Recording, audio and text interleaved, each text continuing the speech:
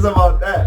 Like if you're not talking black history, man. No. I'm not talking black history, but I'm gonna spit some knowledge with this thing. You know, I'm gonna share a whole lot of stuff like some young cats from the hood who are doing something different. Yeah. Whether it's music or not music, but something different that people are not used to. Because here's another thing. You know how societies are. They not that they fucked up, but societies, they want to bottle you in, obviously. They want to box you. Yeah. They want to make you what they can understand. And then when you are different, you are something that they cannot understand. You just too unorthodox. You're vibrating at a different frequency. Yeah, a different frequency. Yeah. And when people don't know that frequency, they might alienate you. It's hard to identify. It's hard to identify, and they might alienate you. Yeah. And it might make you feel, the one who's different, might make you feel as if you are foreign. And you're not foreign. Yeah. And you're just a different interpretation of that environment. That environment. You know what I'm saying? Like as we were saying, as we were talking earlier on, I do a lot of techno-influenced music. Yes. Yeah. And techno within the black townships, it's perceived as white music. Yes. But they don't know the history behind techno. They don't know that techno is black. Wow, I didn't techno know that. is from Detroit.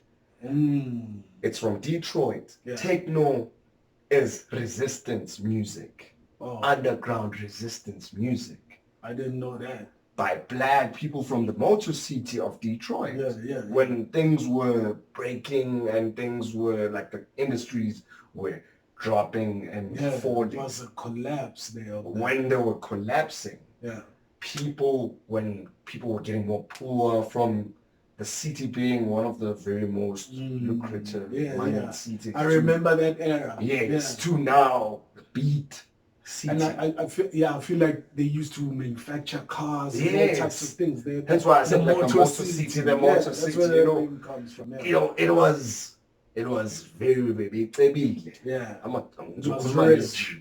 It was rich. It was rich. And abundantly so. So when people went hungry, techno also came out.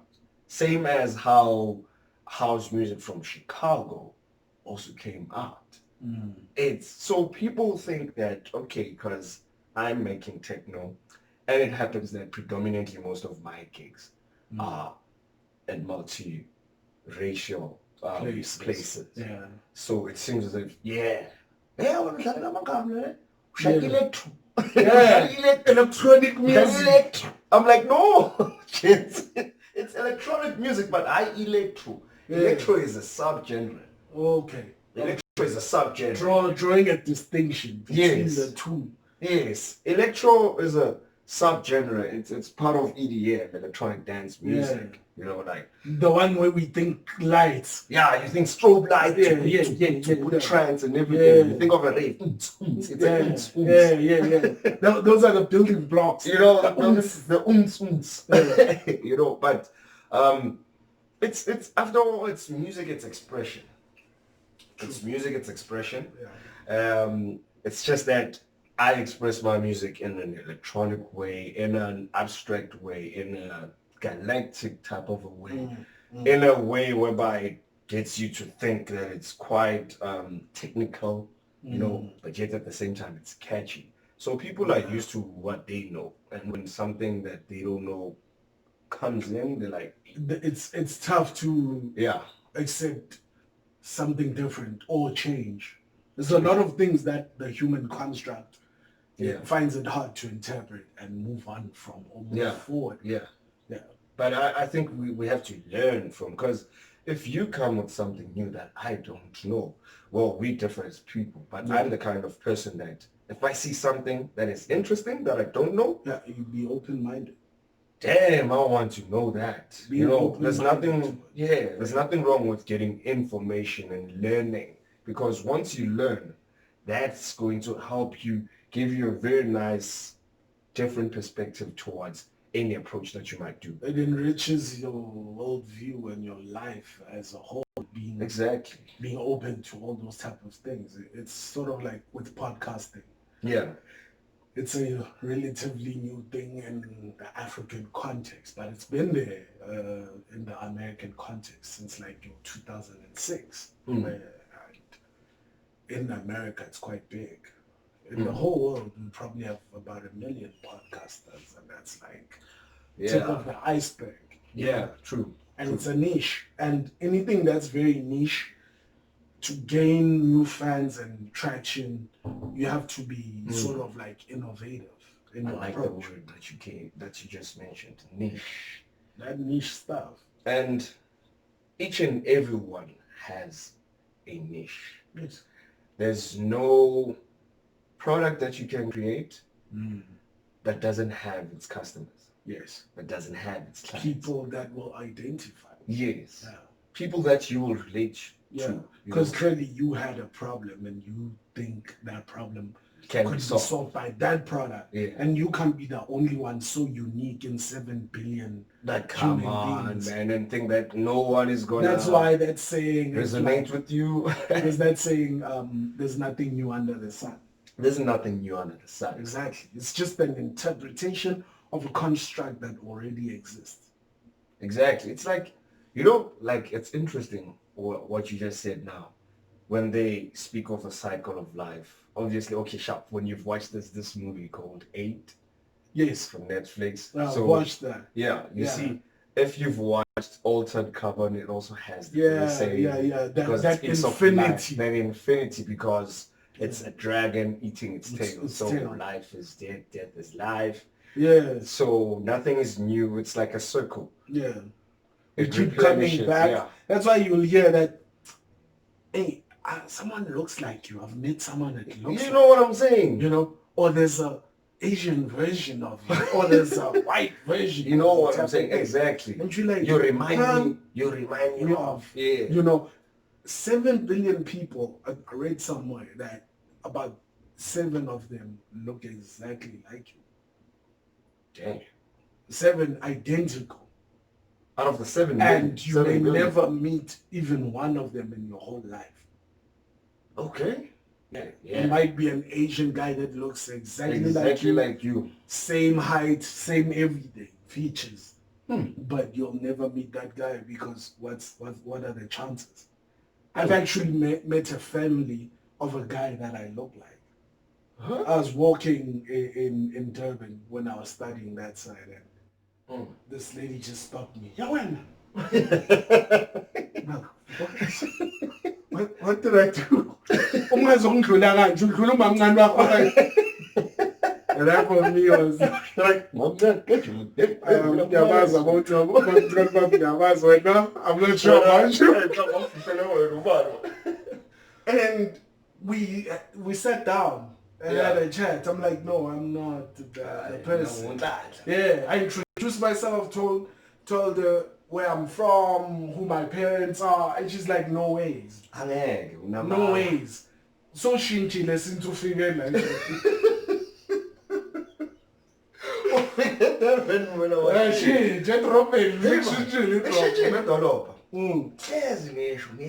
yeah. So that solidified that theory for me. Okay. Having that interaction. But back to the electronic music, right? Yeah. It's such a niche thing, but I've seen so many situations in Alex come up that make room for us to enjoy different things. Yeah. That we don't have to leave here to be catered to. Yeah. Or leave here to be introduced to certain themes, whether it's music, whether it's tourism, bike riding through the township, whether it's enjoying good music, good cuisine. Yes. I feel like people in Alex are starting to embrace the spirit of sharing their art form instead of hoping, diversity, the spirit of diversity. Right? Yeah. Instead of hoping that one day I'll be known out there. It's like, I'm happy being known around here because these are my people, and if I can serve them and I can cater to them, then the world is a bonus. Okay. It's a perspective also. Yes. On the side. It depends on how you view your goals and where you want to be in your life, you know. True. You know that term hood rich? Yeah. And then there's a person who wants to be the very most richest man in the world, you know. True. So it depends on, it's subjective. Yeah. It's subjective. And it's vital. I believe that it's also vital that you must do some work to grow your hood, you know. There's a couple of things that I've done that certain other people don't know. You know, I've worked with EEL when I was managing TM Lounge, like back in like 2015 with my friends. I did like media workshops there. I did media workshops with my other friend of mine, Pablo Lundau. So we were doing like workshops for photography, workshops for music, workshops for film animation, because it's like people like the schools around, yes, not that they don't want to show, but they need people like us to be able to help who have exposure, who have seen certain things, like who have worked in different industries, to come back and add on to the syllabus that is there. And broaden the horizon, because now the typical thinking of a kid sitting in a classroom is being a lawyer, being this, being that. You find that there's this one that is so different, but it's like, what is it? Where do I go? I am like this, but this is what I want to do. But how can no one is pouring into this jug, you know, the type of energy, the jug of potential for. Because now it's hard for a child to interpret artistic vision. You know what I'm saying? And if they are exposed like to those workshops, now they can see that, oh, that's why I feel like this. It's putting those feelings into practicality and words and actions. True. Yeah. What I was leaning onto by saying doing something local, I'm looking at the likes of like your Black Coffees. You know, he now has international appeal, but he first had to cultivate a style that was him. Yeah, local, homebrewed, yes. You know, but still have that international appeal. Yeah, it's to show that mean if something is locally made, it's substandard. Look at Rich Mrs. clothing. Yeah, local stuff, but international appeal. Yeah, I can see anyone wearing that polo neck.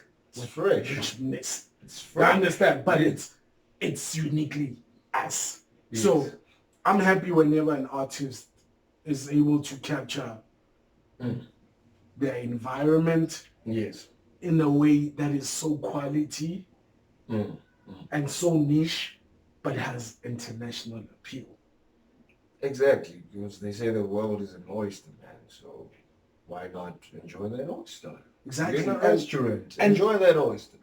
And some people might view being born in a previously disadvantaged background as a curse or as a stumbling block or whatnot. It is a disadvantage in some instances.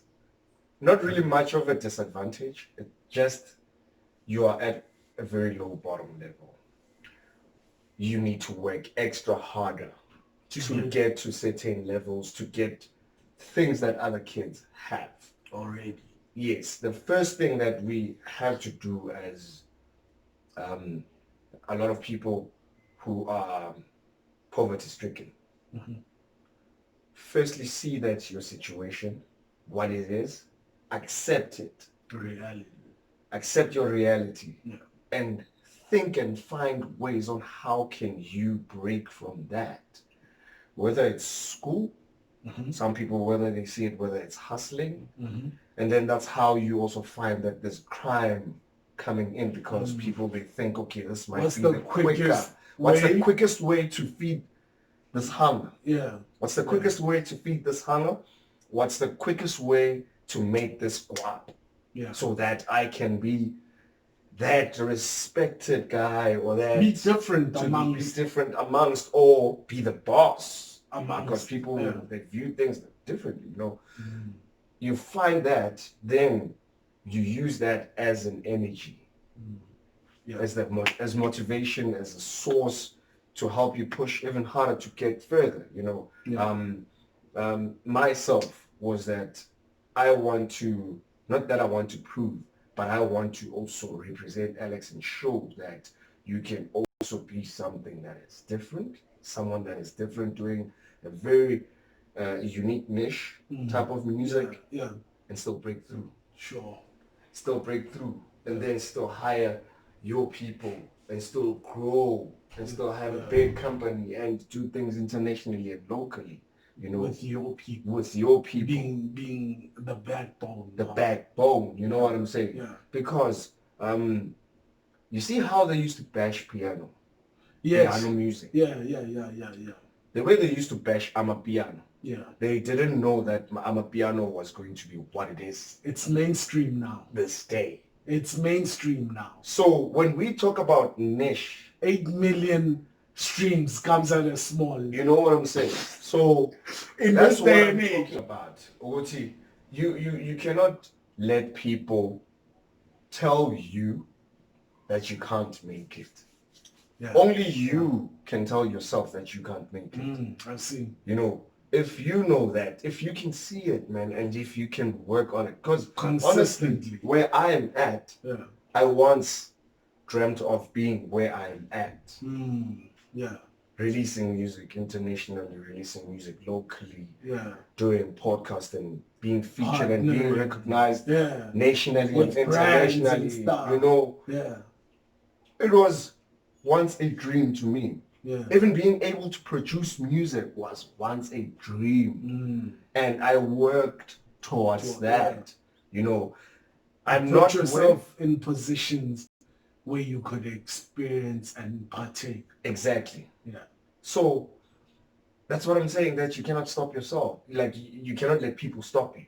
Only you can stop yourself. Because if you believe that you can do it, you follow it, man. With everything in life, with everything, you put yourself in positions where you can learn and become. It's a constant state of becoming. Even now, you have new dreams since you've reached. Exactly, because I've reached a certain level. Now you're like, okay, now it's time to show them something else. Most definitely. It's time to show them something else. Because you experience, you grow, and you go out and you see different places, different people, you meet different people, and you get inspired and motivated differently. Excuse me, you travel. Traveling is what I learned, that it's cool, it's good. It's good to also open you up different perspectives and know different people. And see how other people interpret life from the other side of the world. Mabu, we are so inspiration, a fresh new perspective. Fresh new perspective. It also adds on to your energy. Now you realize, actually, now I want to also do this. I want to add on and do that.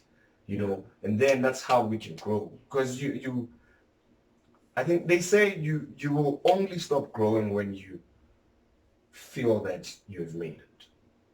You've reached your limit. Then you're at the peak. You're at the peak. Then that's it. That's your limit. Then you can't. If $200 in your pocket is what you use that limit, then $200 is you. But if you want more, or if $200 tells you that you can make 400, 10, whatever. So how does Sandile find techno and how did I find? How did it find you, or how did you find it? It found me, and I found it actually. We found each other. it was platonic. You know what I'm saying? We found each other. I grew up in a family that played a lot of music. As much as it might sound typical, but that's where the starting point is. The foundation is a foundation. My mom played a whole lot of variety of music. A wide variety of music. She'd play gospel, she'd play kwaito, she'd play R&B. She played a lot of R&B though. Your Celine Dion's, she played your Anita Baker's blues. Yeah. And then later on within my life, the picture of my father came in. My father was more of a collector now. He's the heavy one. He's got your reggae, he's got your dub, he's got your hip hop, he's got your jazz, he's got your blues, and he's got your R&B. He was opening up to more genres for me to learn. I'm like, okay.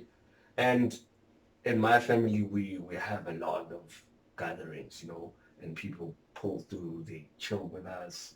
We love having a company, we love hosting people, so every time when that is happening, there's a lot of music that's playing. Even your disco, my father even played your disco, bro. Disco music. He played early house music, like your inner city, your 10 city foundations, your inner city. So, and then there's radio. And then I was that kid who used to do the dub tapes.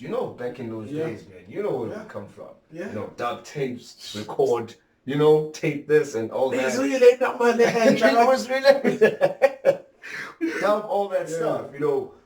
I used to dub, do that, and then, but here's another fun fact that people don't know about me. Yeah. I was about 7 or 8. My mom took me to a music school. There was a music program that was happening at Technical to teach kids music instruments. Dope. Piano, guitar, flute, vocals. Yeah. I don't know about the others. I don't remember. Yeah. My mom put me on flute. Okay. So I did flute and music theory for about a year or two. Yeah. And then I was a kid, man. I just wanted to play. Distracted by I wanted to play Yeah. soccer or whatever. Yeah. And then I was out. And then later on, with the emergence of cassettes and everything, taping, recording, dubbing, yeah, I started finding this music that is house music. Yeah. How do I find that? It was through your mosquitoes, your freshness, the fresh house flavor one.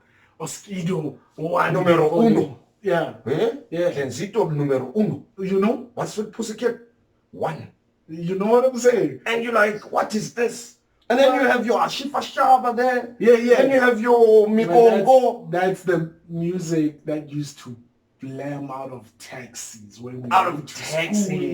When we came back from school. That's even later. Yeah. That's even later. Okay. Just only the beginning. The beginning. Yeah. Cassette, sleeve at the back. Nah, I don't know what's happening here. I just want to hear the music that is. Okay. This music is playing. And then my mom takes me to functions, because she's going out to functions. My grandmother was like, hey, I ain't no babysitter. You take your luggage with you. Grandma always setting things straight. It was like, yeah. So she had to take me to the functions that she was going to. I get to those functions, I find DJs playing vinyl. Ooh. Ooh. What is this? Ooh, that thing, what is that? And when they scratch, it's like, no. There was no scratching. You weren't scratching those. I know scratch in the movies, man. Like, none of that. No, none of that. Okay. House music, old school R&B, and all those playing from records. Hey, what is this stuff? People are looking at like, hey, DJ. Wow. Hey, Mamzo. Yeah, I like that. This is that guy. What is he doing? And then my mom would be looking around for me. I'm just next to this guy. I'm looking at his stuff like, damn. What is this stuff? What is he doing? Yeah. So this music is playing from this needle. Okay, spinning. And then he's got a mixer up there. Okay, this is nice. Okay, sure. Didn't register in my mind that I wanted to be a DJ at that time, but you liked found that. something that was interesting for you. And then now, CDs come in. Yeah. And the CDs come in now. There's like your different. Like now I'm in high school. And house music is famous in South Africa. It's famous. It's famous. Even way before high school, it was already being famous. It was already famous. Houses and I was already collecting that. You know, it was pumping. Going to school in taxis, as we were talking, as you were saying, it was pumping and heavy. Then now, I was like, okay. I told my mom there was this one party. I think it was back in like 2002. Bruno was playing at this other party in the other street, Antelope. He was playing there. I was like, okay, you know what? I was 12. I was like, you know what? Yeah. I gotta see this. I want to be a DJ. Yeah. I went straight to my mom's. I was like, I want to be a DJ. I want to be that. You see what you see there? Yeah. I want to be that man. That's me. I'm that man who plays music and people dance. I want to be that man. Went to Bruno. Bruno, please teach me. Ain't got no time, man. I'm busy, you know. Them gigs, man. Sound equipment. I gotta get money. I gotta get money, man. Ain't got time. You do you, young blood. You do you, like young blood. If you need some advice, come through, man. But ain't got time. Yeah. I was like, okay, cool, no problem. Started collecting. That's when we got to meet each other through UNAP. Yes. Yeah, you know, done high CDs and living high school days. And I was like, that's when I was starting to collect my own stuff. Yeah. Back then, you remember, I also used to fuse it with hip hop and everything. Because my older brother, the one that I used to share the room with, like back at home, it would be a factor of he used to play a lot of gangster rap. Okay. And I fell in love with some of the artists. You know, 50 Cent came in. Yeah. When 50 Cent came in, I was like, okay, some of these tunes are nice. And then I wanted to create my own compilation. Yeah. And then I was playing the house music, the heavy house music. And then from there on, I got to be exposed to auto mix. Yeah. Oh, yeah. You know. Yeah. Auto mix. Hey, that was a 2.5. Auto mix. This is like 2004. 2004. 5. Auto mix. And then it's like virtual DJ. They're like, you still on auto mix and that magic wand? Stop that. Virtual DJs. Virtual DJ, man. You just press sync. These things, they just connect. Yes. From there on, fast forward, we are now playing at socials, mini house parties, with our computer screens and box, mobile speakers. You know what I'm saying? Like Sweet 16s. So they set up. DVD amplifier. Yes. DVD amplifier. You know, cables. Like 3-4 amps. Yes. Fan. I'm a fan. You know, I'm a fan. I'm a fan of my knee. My fan of my knee. This thing should be lit up. I'm a fan now. The struggle. The struggle. And we got some huge ass speakers. Yeah. But it's the love, man. I was like, I'm doing this. I love this. I love this. Sweet 16s, we there. All around East Bank. You know. People knew that, okay. Yeah, Giftana, Msanda, Kaipa. Yeah, the DJs of those are the cats. East Bank, you know. Those are the cats. Hey, this is Oshabuma. House party, Home Alone house band. We are there. Still those are shine number. Shine number. That would take $200. We'll take we'll take as long as we got something that's gonna keep us going. You know, like the social lubricants. You know what I'm saying? Be able to buy that. No problem. Okay, I know you. Spinza. Sure. Yeah, so I like so kind. Fast. You know? Yeah. And then now it showed me that, okay, you know what? I think I really, really love this. Yeah. Yes, I was an academic student, you know. Yeah. I was doing well with my grades and everything. But whatever I thought I wanted to be, I realized that I was like 16 now. Yeah. I realized that, I'm not really that. I don't really want that. I could have done that, but I don't really want that. And then, you see, back to the topic that we were talking about, that another kid needs some information when it comes to things that can work better for him. in future, in terms of career. Yeah. There were a lot of career expos in high school. Yeah, the school. But none of them catered for me. They didn't appeal to you. I didn't know about sound engineering for a long time until this other best friend of mine, Beatz, he said, you know, bro, like I have a cousin who, yeah, I think there's this thing about sound engineering. I didn't know it was an idea because I thought that there's engineering for everything, that there might be engineering for sound. Yeah. And then my mother was like, okay, so since you have it as an idea, why don't you go and research about it? Yeah. Why don't you ask around and go find? Yeah. Go to SAPC. Go to SAPC. Here's money.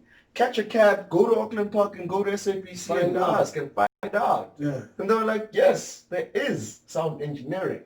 Yeah. Sound engineering, you can study it here and everything. Showed me the studios. I was like, blown away. This looks right. This looks right. This is it. This is the funny place. You know, and I was like, okay, sound engineering. Sure. I want to do music. Yeah. I'm a sound engineer. Thank you. Done. Now the identity is forming. Now the identity is forming. Yeah. This is like 2006, 7. By grade 11, standard 9. Yeah. To the older people. Standard 9. To our older. Standard 9. Yeah. I already knew that I want to be a producer, a DJ, and a sound engineer. Yeah. So sound engineer is a profession. Lanes. Yeah. And then DJ producer is me. From there on, I was in. Yeah. So back to the question. Yes, I strayed off a little from the question of techno. There's this one time in 2006, this other friend of mine brought me this MP3. This MP3, he was like, I'm fine at no music, Lana. I mean, I'm also. I never want to so. He gave me that MP3. That MP3 was live to me, bro. Because I only knew the artists that were predominantly compiled by our famous local DJs, you know. And now I got exposed to that's artists how your history lesson began. Yes, my history lesson began. That's where I got in love with a lot more of the German artists, the German producers, because of how they produce their vibe. Their minimal vibe, their techno vibe, their deep house, their electronica, you know, like it was different. Yeah. And I was like, okay, wow, this is nice. While I was still exposed to everything that everyone knows and listens to. But those ones, I searched for that feeling for a very long time. The feeling that I got from that MP3, I tried searching for it, but I couldn't find it from the people because I wasn't exposed to internet. Internet was there, but I didn't have access to it. Yeah. Mind you, I didn't have a computer. I didn't have a laptop. You couldn't afford to buy me a laptop or a computer. Those are the growth stumbling blocks. Yes, the growth stumbling blocks. Yeah. So I had to use my friends who have computers, go to their collection and select the tunes that I think they resonate with me. Yeah. And make my own MP3s. Yeah. I had a pouch before I even DJ'd, bro. Yeah. I knew there was CDJs and I was like, these are my tracks. Yeah. If they were to book me, I'll slam them with this, I'll slam them with this, slam them with that. Already curating. I'm already curating. Waiting for the time. Yeah. Couldn't find people to teach me how to DJ. Everyone was like, yeah, no, I'm busy, man. I'm trying to get money. Ain't got time. I gotta hustle, man. Yeah. You know, and I'm like, okay, sharp. I'm not stressed. Yeah. Told my mom, so it's okay. What I'm going to do in tertiary, I'm going to do music industry and sound technology. All right. Which is going to include DJ. So we looked for a school that had that and DJing and music production. Okay. So 2009, I finished matric in 2008. Yeah. 2009, I took a gap year. Yeah. Went to go work. Yeah. Went to go hustle.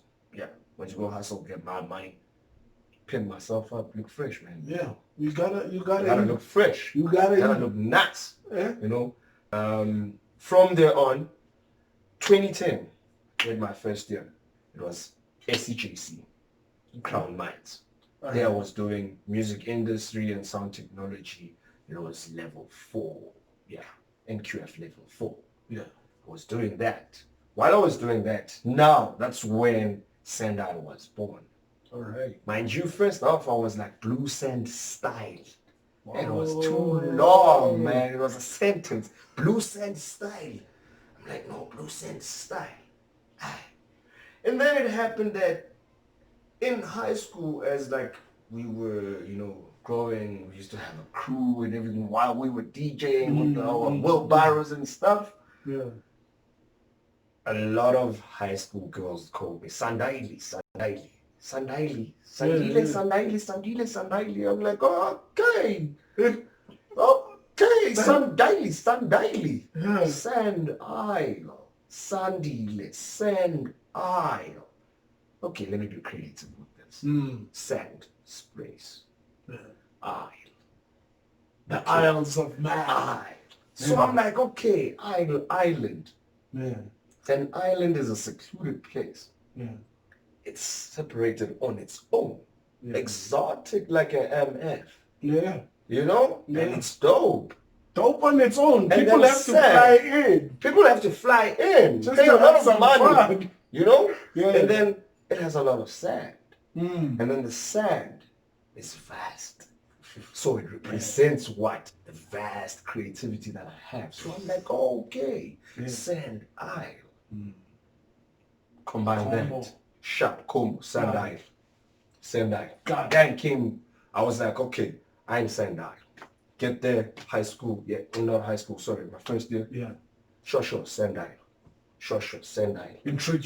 Now I'm introducing people to the brand before they even knew. Yeah, before they even knew what was happening. The brand is coming through.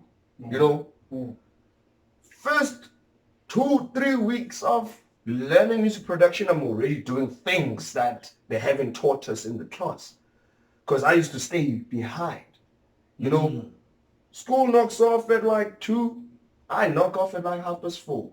I wait for the securities to chase me out. Because I don't have a computer, bro. I gotta take advantage. What's up? I didn't have before Mfansing. Yeah. Before the laptop I showed you. Before I got him. Yeah. Saved up for that laptop because I was working while studying. Okay. So on weekends I was working. Yeah. I was working at Woolworths. I was working as a till operator while I was doing my music industry and sound technology. All right. You know what I'm saying? Saved up while trying to look fresh at the and same still time. be relevant. Yeah. I needed my laptop. Because the brand is emerging now. The brand had a look. You know what I'm saying? That needed to be maintained. Yes. And it needed equipment to support works that support the brand. To say, that's why he's saying that. You know what I'm saying? Yeah, I got you on that one. From there on, as I was learning production, I was learning my DJing. While I was doing that, I got my first residency here in the hood at my other friend's place, Gogo's Tavern. All right. Yeah. Gogo's Tavern. Yeah. This is where the Imagines of Tribe Franco. Oh yeah. And Sand Isle. Yes. Came from. There we go. Friends. There was like 4 of us playing at that place, handling that place. I'm the deep house guy. And the music that, umsada. And the type of umsando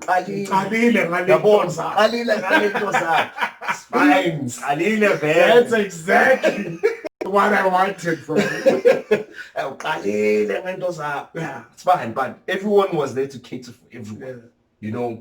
From there on, started getting recognized within the township, playing in different places, Nares, all around, different, and then bar nines. Then I'm like, okay, this is what it's coming through. It's coming through. My production, I'm still working on it. Yeah. Working on my production. trying to hone that identity. I'm honing the identity. I'm nurturing the skill. I'm polishing the product. While I'm doing that, 2010 I was at CJC. Yeah. And then 2011 I moved from CJC. I went to Damlin, L&B campus. Okay. The one here in Bramley. Yeah, I see that. Closer to home. Yeah. Now there I'm learning even much more about sound engineering. That other side was more of being an artist, because it was more like a music school. Okay. So even when it was sound engineering, but it was more focused on music, you're DJing. So that's where I was practicing, because I didn't have equipment to DJ. So that's where I got to practice at school, and then on weekends I'm gigging. During the week I'm practicing at school, I'm producing my music, and I'm practicing my DJing with those CDs that I was curating. Investing in the future that no one else sees. And when I got there with the music that I had, bro, like people were like, hey, stuff's up. Even my lecturer, at times, my lecturer once came and he was like, I'm going to have a party. Yeah. And I want something chilled. I tried talking to these other cats, but I think maybe you might have something different. I was like, 1, 2, 3. It's like, yeah, I'm going to take this. I'm going to take that. I'm going to leave that. You do that and come back and tell me. That's what a good weak man says. You hit that. You come back and tell me. You know what I'm saying? Yeah. So, I sharp. And then that's how I gained my confidence, but still, I wasn't understood because I was playing different. There was still that void. Yeah, that void that every time when I play, it's other people are going to sit down, they're going to mingle. And then I started realizing that if it was boring music, they would have told me. They would have chased me away. Like, they would have came and said, they'd be like, no, stop playing, let this guy play. Yeah, move aside. Hey, so born. Move aside. Yeah. So there wasn't none of that. There's no resistance. There is resistance. In terms of activity. In terms of activity, yes. Yeah. But not in terms of listening. Rebellion. No. Yeah. There's no rebellion. People, it's like understanding that your music is mood music. Mood setting. Like, at that time is all to a certain place. Yes. Yes. Versus music that demands you to start to shine my guitar spare. Yes. There's music that makes you feel like, oh wow, I can lean to this. Oh wow. Yeah. Or I can bob my head to this. I find the energy, they are insane. But it might even get you crazy and you're certain parts you're like, yeah. So it's got that. And at the same time, I was still fresh as a DJ. Mind you, I was like 2 years in playing professionally. So I'm still a young cat. I'm still learning myself. I'm still learning my craft. And I'm also learning my kind of taste of music. Even where to start a crowd off and where to finish them off. Because you might just start with the brilliant stuff up front. And no, you must leave it for the middle or later on. You don't know these cues yet. True. Yeah. There are times they might just like hang you, put you after a very hard commercial DJ. Yeah. What do you do then? They're like, I need to tell you shy. It was deep house. The thing is, it's deep house too. To other people, whether you play techno, they match it all into one. If it's too electronic, then it's electro. Okay. Then if it's too deep, then I deep house. Deep house, too deep. Like it's too deep. No, that's so far as all the way. Like like as for sharp. And at that time, I was also curating it, trying to understand that it's not really always directly about, I need to find a way to be happy and make people happy. And not to compromise myself to a point that I'm playing for them. any vibes that I don't believe in, you know. Yeah. So those experiences were vital because these experiences, they helped me understand the crowd better. That, okay, using my music and my collection, how can I make them dance when I want to make them dance? Curate an experience. Yes, curate an experience and play the music that they don't know, but still get them jacking. Yeah. You know, because commercial DJs lean a lot on hits. Yeah, I know, it's hits that are commercialized, that are on radio right now. Hits that are on people's phones and people can just press play and do the same thing. Yes. You know what I'm saying? So there's those DJs, and then I realized I'm not that DJ. I'm a type of DJ that curates an experience with his sets. Yeah. And I want to take you on a journey, tell you a certain story about me as the brand, as Sendai, as a producer, as a DJ, and the vibe that I want, that I like, that I want to introduce you to. So from there on, there was, I think that was 2011. 2011, I was doing my second year at Demlin. Yeah. So it was my first year, but I take it as my second year because I really did I started. Yeah. So cool. I quit DJing for that year. Okay. I quit DJing and I focused full on my production because you knew what you wanted to do. I knew what I wanted to do. I knew the kind of sets that I wanted to play, and at that time, people paying was also a problem. You know, you had to fight. So the only place that was paying was the residency, which was Gogos. Okay. You know. So why step out from a good setup if people are gonna hustle you around? I even stepped out of that good setup too, because still that setup didn't understand me. I wanted more. I wanted to break out. I wanted to find the people that are going to resonate. It can be very limiting. It's limiting and it's hard because you get bashed more than being encouraged. Yeah. You know, so you get bashed and then you're like, so I was like, okay, so what's the use? Nah, let me just focus on my production. Something that will serve in the long run. So I honed my skills on production. Yeah. And then 2012, went back to the DJing game. Now I had a better understanding of my sound, and I started using all the music that people know. Okay. So I used deep house songs that people know. Yeah. That you dance to lure them in. Yeah, to lure them in with the kind of vibe that I have. They weren't hearing those songs a lot. So it was some nostalgic element, reminder kind of a thing, and then bang, hit you with something that you don't know. You went for the bait. I went for the bait, and then catch, you know, come here. And then so I was using those certain type of strategies, and then while I was doing that, I understood myself as well and everything.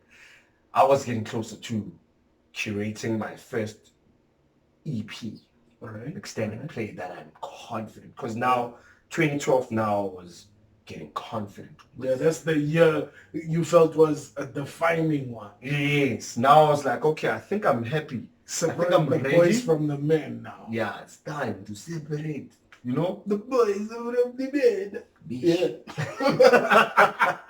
That's sounds like right. Shout. No problem. Okay. Now I'm ready. Yeah. So I told you about so now the friend of mine, Ofixo, he introduced me to his cousin, right? Who was doing something in this. Yeah. Yes. So now I was befriending him now. All right. Getting to know him better because now he understood. Now we actually share the mutual interest of music. Yeah. Techno, deep house. Yeah.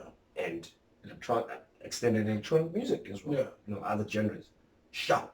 And then introduced me to his friend, which is Mlingo. All right. Mlingo later became my manager.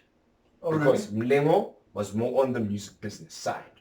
Now, I like DJing. I like music production, but I'm in IT. I would like to, but nah. I would rather be now. in the business side of things. Yeah. Figure that out and then package it in a way that my guys who I came up with doing this thing, I can explain it better. You know what I'm saying? So now it's 2013. Yeah. Now it's 2013. I'm done school. I don't work no more now. That Woolworths gig. Yeah, the Woolworths gig. Yeah. Like I went ham. Like I went crazy. I was like, I'm done. Everything. I'm qualified. Yeah. It's about to get lit. It's about to get lit. Gig of till operation. You've held me back. I didn't attend a lot of events because of you. Yeah. Wait. Yes. Stopped it. That moment of emancipation. Resigned. Yeah. Quit myself full on in music.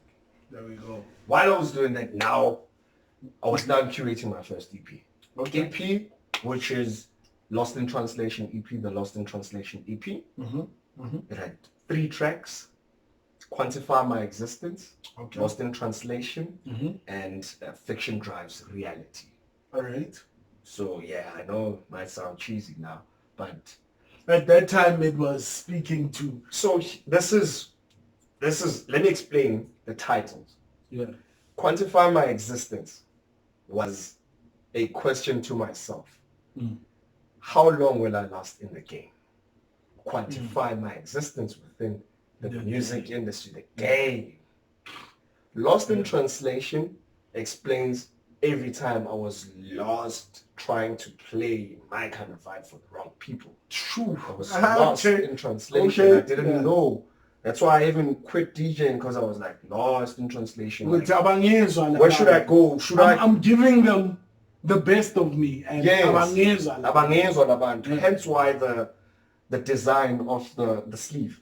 Okay. The artwork. Yeah. It shows a boy with 2 ways. So he's like caught up in a crossroad of some sort. Yeah.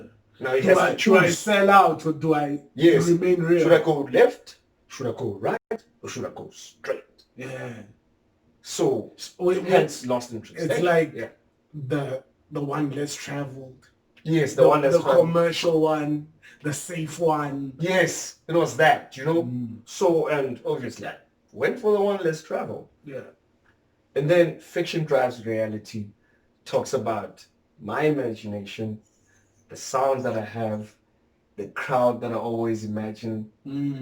So it's fictional. It's a figment of your imagination. Yes. But now you're making it into a reality proactively. So fiction I'm talking about, it's something that is not real. It's fiction. Yeah. It drives your reality. It drives so it's your in your imagination mind creates the world you live. Exactly. Because I imagine playing for a big crowd like that. So fiction drives reality. And then packaged that. When I packaged that, Mlingo, which is Mlingo, the friend, he helped me package that. Okay. He helped me curate my first EP, which is what Lost in Translation EP. He helped me get that EP out. Yeah. He helped me release that EP. Yeah. We both funded that project. Okay. Took my funds from my Woolworths gig. Yeah. I was like, I'm not going to child that money. Then I go to something. Then I go to something. Yes, some of it a child. Don't worry. Trust me.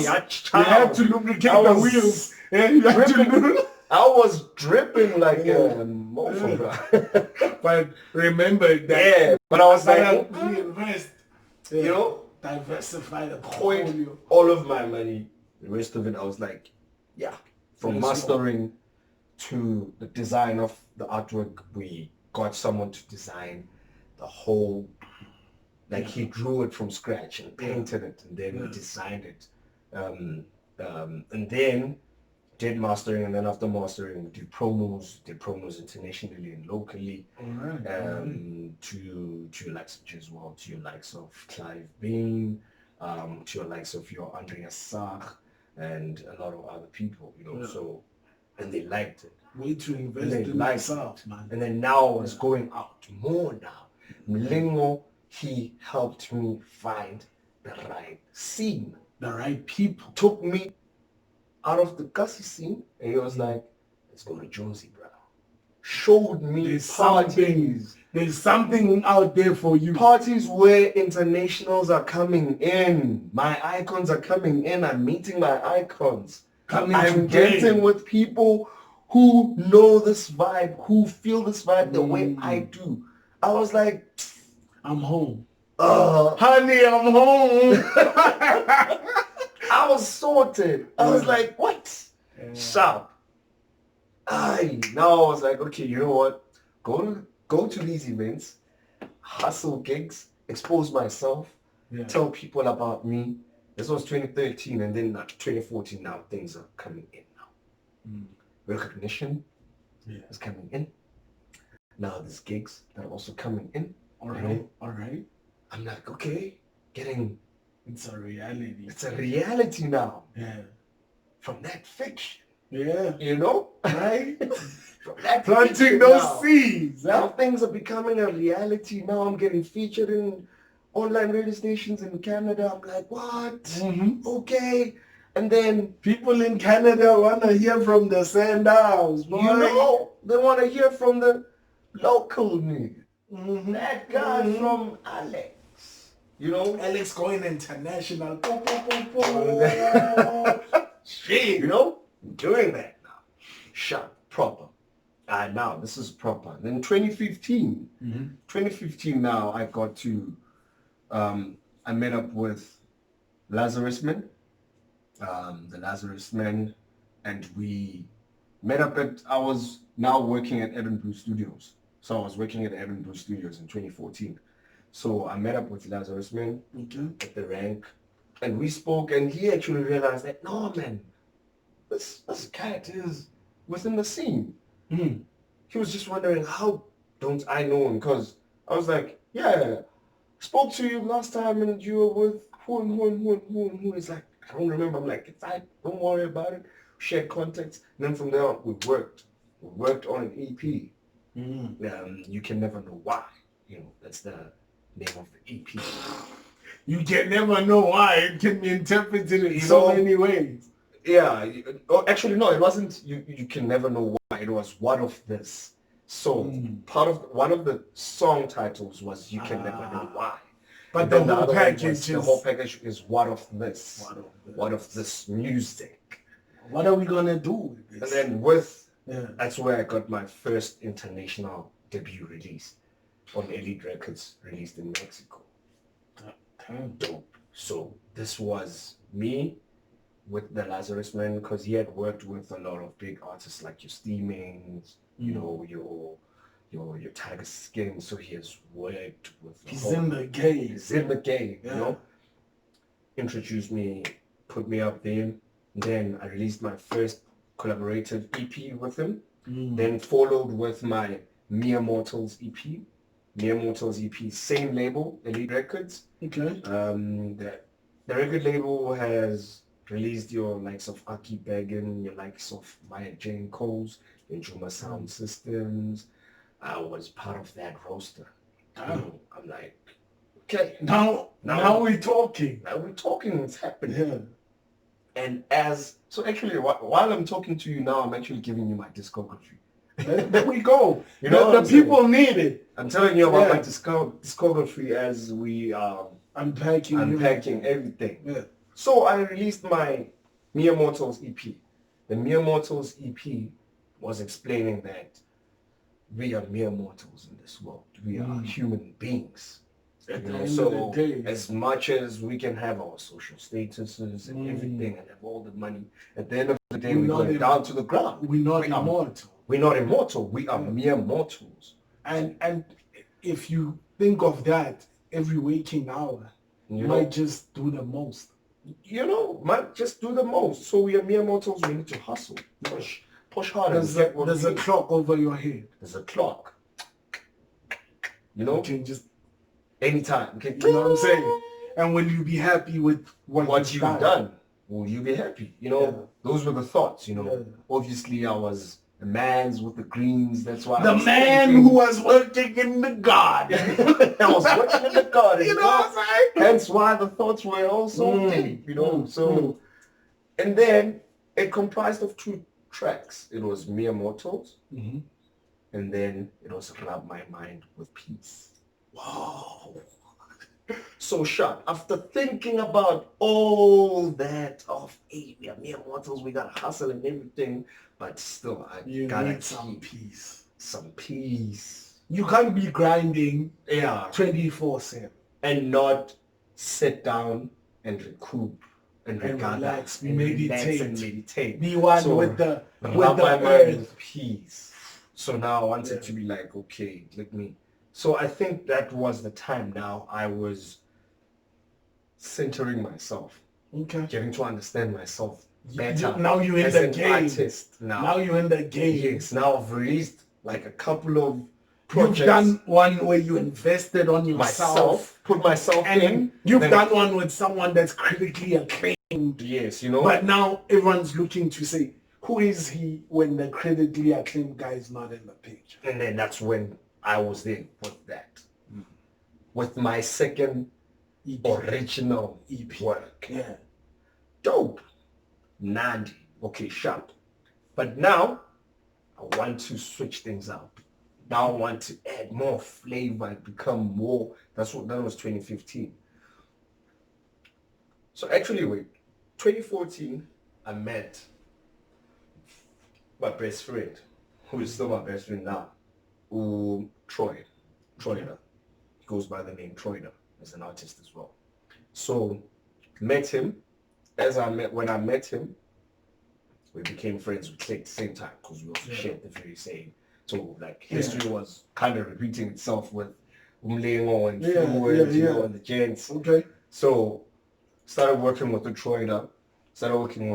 I also released within his record label, and he pulled me in and he was like, come man, let's work on this record label. So I was the A&R for that label. Okay. And now I was out from working at Evan Brew now. Yeah. The Evan Brew gig was over now. Okay. That was 2015. Now you're stepping into another layer of music, which is A&R. Yeah, A&R, but now I'm also stepping into another side of me now. Now I want to make different music now. I want to upscale. I want to press on. You know.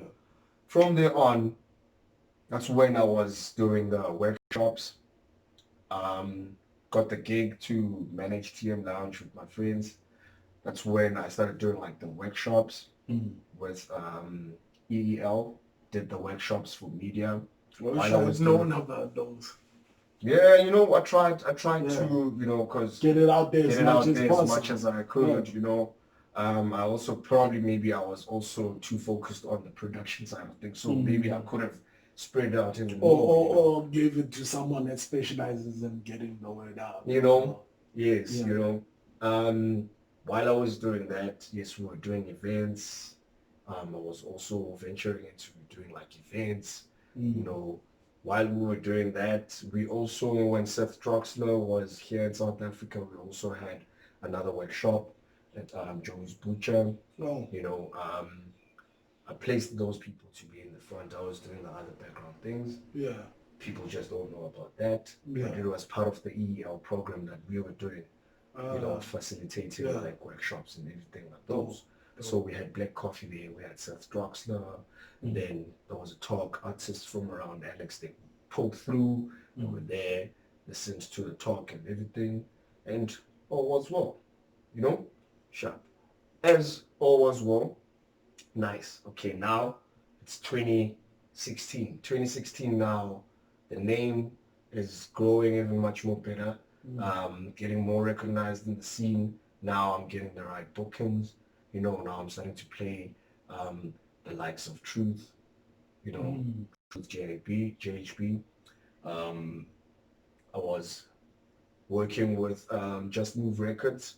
I was working with Just Move Records. Did a mix for them like around 2014, and then around that year in 2016, I did like remixes for them. From there on, never held back, man. Never held back, and then got in contact with Tulane the Warrior. Tulane the Warrior from the on started working with him. Released my debut EP in his label, which was Off the Grid. because I named it Off the Grid because I hadn't released original music for 2 years. Okay. Which was 2016. Yeah. 2016 I did a remix. 2017 released those remixes. So I was off the grid for 2 years with my original work. Reason being, I went quiet because I wanted to look at the scene and listen to what's happening in the streets. In the streets, what's happening in the streets. How can I tap in with something different, with a different vibe? How can I place myself and be different, from the noise that's from going on.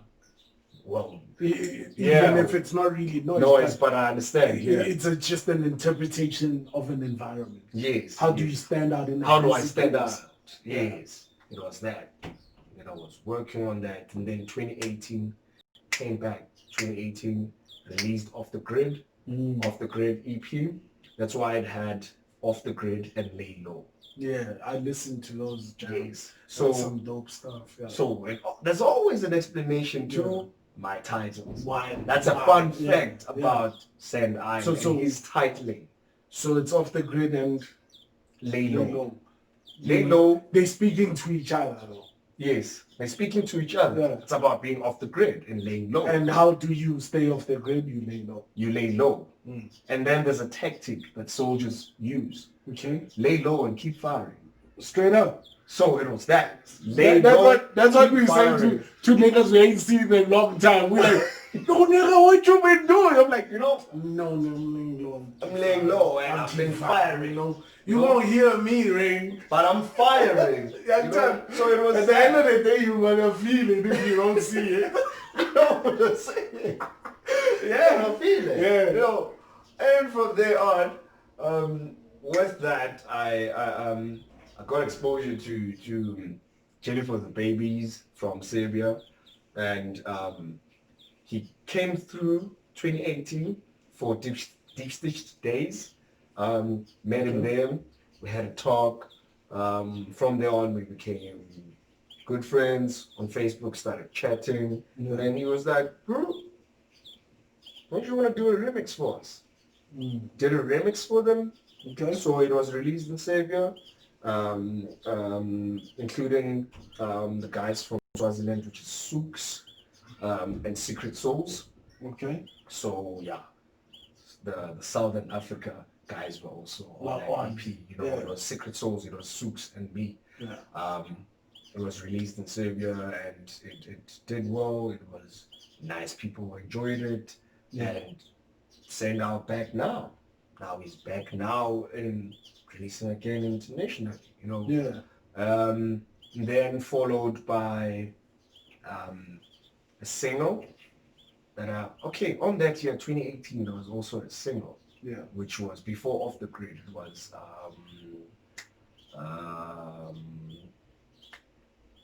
damn, why am I forgetting my single? Your discography is forgetting my single, but yeah, we will cycle back to it. Yeah, where it was that single, and then from that single before Breaking Point, that single, and then the next year, which was now 2019 now, it was Breaking Point. So 2019, I did, we released on the Next Generation, I released Breaking Point. Breaking Point, I had produced that song in 2015, but I doubted that song for all those years. It wasn't ready. I feel like... No, I produced it and it was finished and I put it out there. In terms of the times, it didn't speak to... sometimes you create something futuristic. Yeah, way ahead of my time as well, When listening to it in 2015 versus 2019, it's a different vibe. Because in 2015, I was mad about it. Yeah. I would come back high from my greens, come back from working in the garden. Dude. Yeah. And I'd be like, ooh, let me listen to that jam. Yeah. And it's fire. Yeah. Then the next day I wake up and I'm like, nah. Nah. I can't bless people with not this. It's not ready for public consumption. No, I felt like it was whack. Wow. But it drove you crazy. It drove me crazy. But I would come back and be like, present it to people because like, thought nah. for others they wouldn't get what you were putting down. Yeah. So I was doubting. But play this wacko. I would come back from gigs, man, and play the jam. Booze like a mofo. And play this jam and dance alone. The jam haunted you. It haunted me. It haunted me for a long time. It haunted me. And then I produced another tune that was almost on the very similar vibe. Okay. In 2018. Okay. And then I gave Tulande Warrior this one and that other one. Okay. He went for the 2015 one. Wow. He's like, yeah, I'm releasing this. This one is the one. And I'm like, okay. And then there we go. Went on it. Yeah. Got released. People liked it. And I was like, okay. I'm not crazy then. I'm not crazy. I thought I was losing it for Man, a moment. I'm not crazy. and it also gave me like, it showed me that, you know what, man? There's no use in you sitting with your material, listening to it and doubting it. Mm-hmm. Take it out there, man. And get it out there. Get it have a life of its own. Give it a chance. Yes, give it a chance to live. Mm-hmm. You know, let people listen to it. Let people tell you instead of you asking yourself a question and then answering yourself. No. You know what I did?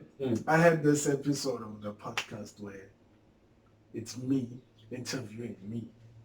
Okay. And there's another me sitting there chiming in. So it was you, yourself, and Clivo, I. Yeah. It's Clivo, it's Nhlanhla, yeah. It's Nklezi. Sure. Right? So in high school I used to rap and I went by Nklezi. Sure. Nhlanhla is me. It's you. The brains behind it. Sure. Yeah. Clivo is this guy you sitting with. Yes. And recording that thing was a challenge on its own. Because it's three different personas and they're speaking over each other. It's like a conversation. I wonder the way when I speak, you just get it. Yeah. That's how it needed to be. Yeah. And that was a task. Trying to get those voices right and trying to get those thought processes and separate my own thought processes. Yeah. To say, that thought I think belongs to this character. That belongs to this character. So by the end, when I sat down and I listened back to it, I like, was this ready for public consumption? Because that's sort of like you taking your own psychosis, your own neurosis and putting it on the platter and telling people, come and judge this. Come and judge this. This is me. This is me, whether you accept it or you don't. But as naked as you are. As naked, this is me. Eat it. Yeah. I did that. And then I've had someone now come back to me and say, how about you do another one where instead of Clivo doing the interview, let Nhlanhla interview Clivo, and then you can bring in another one of your instead of having all three of them same time. It will be three. Yes. But I need to that time was Clivo interviewing Nhlanhla.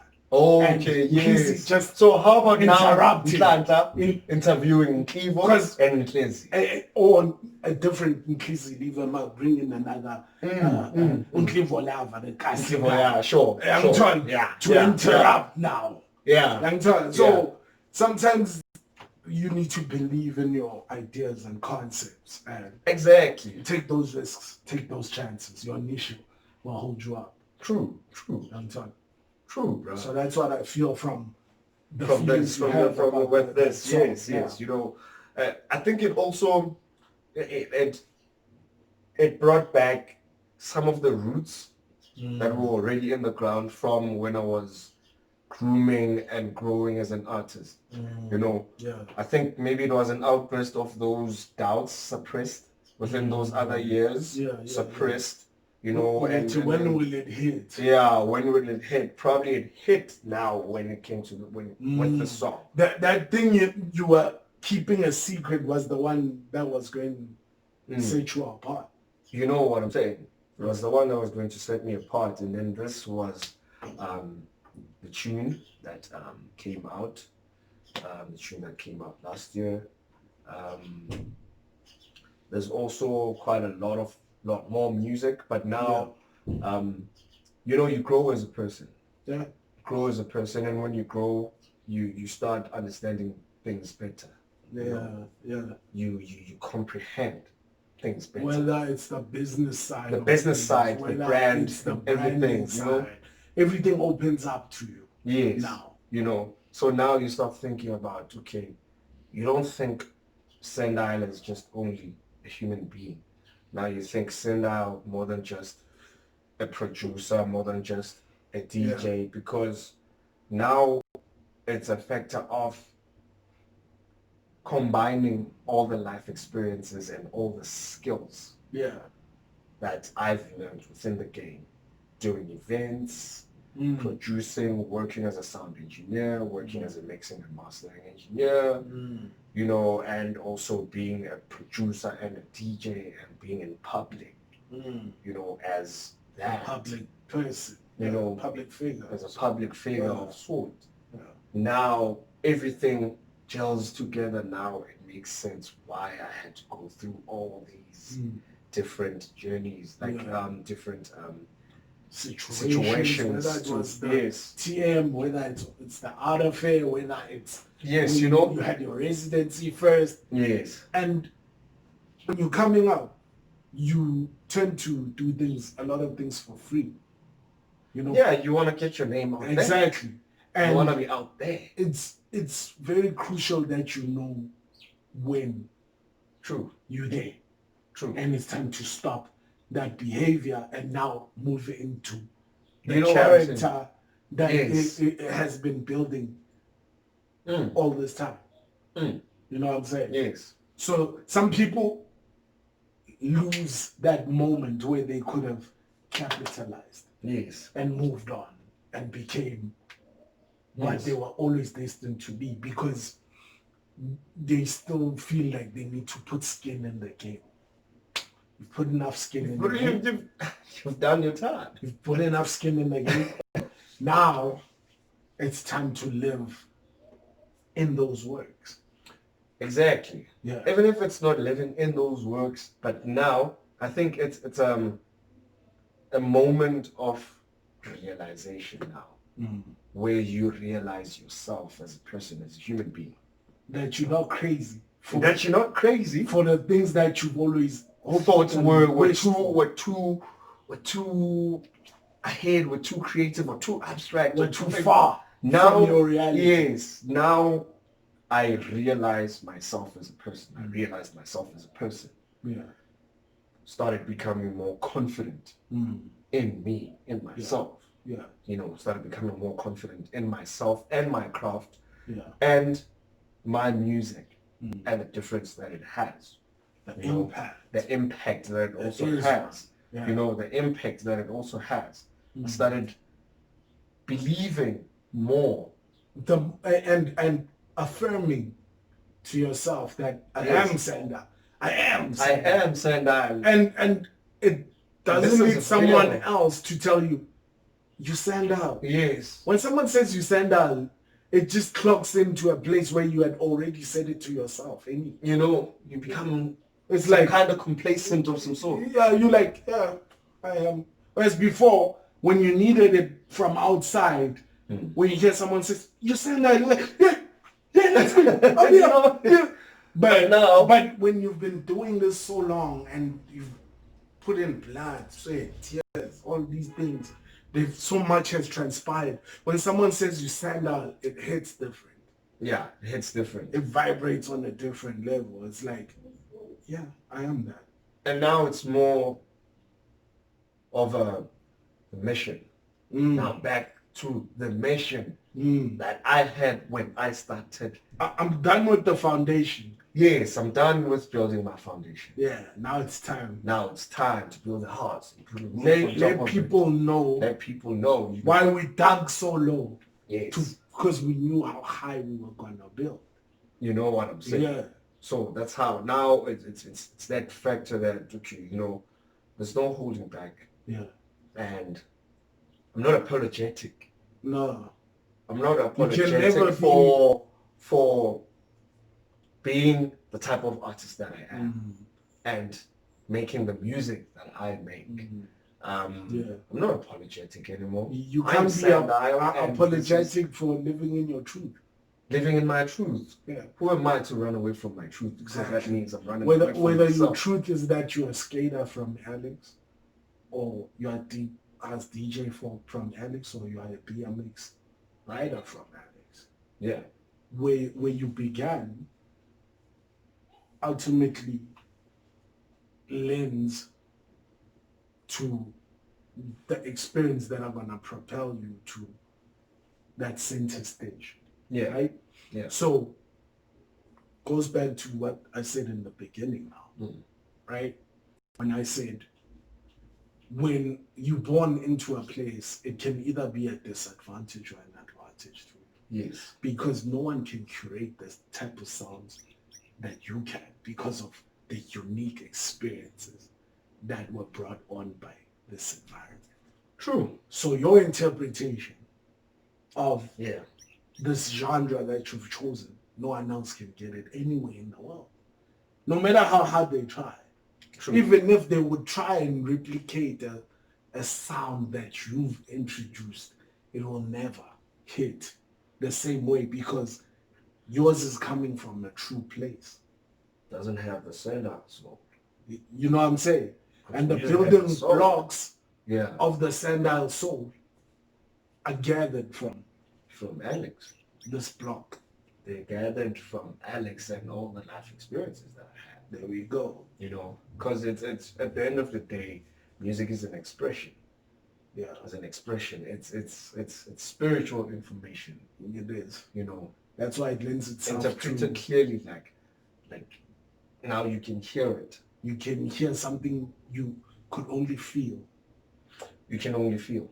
You know what I'm saying? Yeah. So now it's a factor of upscaling and placing Sandile as a brand more, you know, to the public. There's no holding back. Yeah. Releasing more. That's why I'm doing more mixes. As a DJ, I'm recording more mixes. Yeah. Putting them out there, you know, for people to consume and listen and get used to the brand and get used to the vibe that's created and curated by you know what I'm saying. Sandile.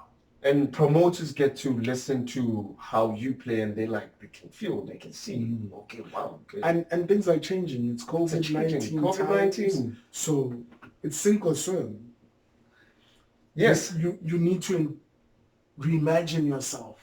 You know what I'm saying? At this point in time, how do I still reach a wider audience while everyone is locked down? How can I bring a piece of joy or an escape? Or also, yes, an escape as well. And it's also a perfect time to work on yourself. It is. Everything that you said, I don't have time to do. Now you have the time. Now you do. Now you work from home. Or you don't work at all. Now you introspect. You have to re-strategize who you are. Rebrand. Trust me, you have to rebrand. It has put so many industries at a backlash. You know. In shambles. Rough. And what that does. Rough and manje again. It's courtesy right, so it's okay. It's sort of like a reset button. Yeah. And you know what wonders that does for entrepreneurs? It creates new industries that didn't exist before. Didn't exist. You know what I'm saying? You know, and I feel like when times like this strike, those who are agile, those who can respond to change in time, will thrive. Exactly. I mean, Airbnb is known for renting other people's houses out to other people who just want to have fun. Yes. That market should have taken a nosedive. But they were agile. They were like, you know what? Let's use all these places for quarantine. Whoever is sick, quarantine yourself here for 14 days or whatever. Oh, wow. Alone. Away from your family. That's re-strategizing. Okay. So as a brand, you have to be conscious of all the changes around you. You can't operate in a silo, right? You can produce in a silo, but you can't exist in a silo. You can't exist in a silo. when you create, you can lock yourself up, switch off the lights, really create. Yes. But after you're done, you have to rejoin civilization. You have and to see what civilization needs to push forward. So that's why I'm saying escapes. A mix can be a form of escape. True. When someone listens to that, they trance. They go into a trance. Different place. They work in the garden and it. Yes. Young child opens their minds. Opens their minds. Now as I'm a heavy voice, myself, I'm a head. Yeah. You know, sure. You help someone once said to me, why don't you guys leave the cars? I'm like, sometimes you gotta be realistic with yourself that if I can't leave a place physically, I'm gonna sure leave it mentally. And it's through those herbs and spices and through this techno trance music that any form of escapism. Young child, we create a world outside of the one we are currently in physically. Yes. Physical form locked in. Physically confined in. Yeah. But doesn't mean if you are physically confined, your mind has to be. Exactly. It doesn't mean that. We have all these. I stay here in Alex, but where I am is international. I mean, you playing mixes for people out in Germany, and they don't know where that mix was made, but they enjoy it like nothing else on earth. All of the stuff coming from my old laptop, that old laptop, they don't even know that at times it used to get stuck while I'm recording. Crashing. Crashed a couple of times. But the passion fueled you and kept you going, because it doesn't mean when a product is made, it shouldn't be of quality or international appeal. Exactly. I'm telling you. This is living proof. Any DJ worth their salt, as soon as they press play, they can feel with this is pure. I'm telling you, keep giving out just pure vibes, just pure vibes from the south. True. And that's what we're all about. That's how it is, man. That's how it is. And we just need to upscale, man. What I can tell you is that I just have this thing.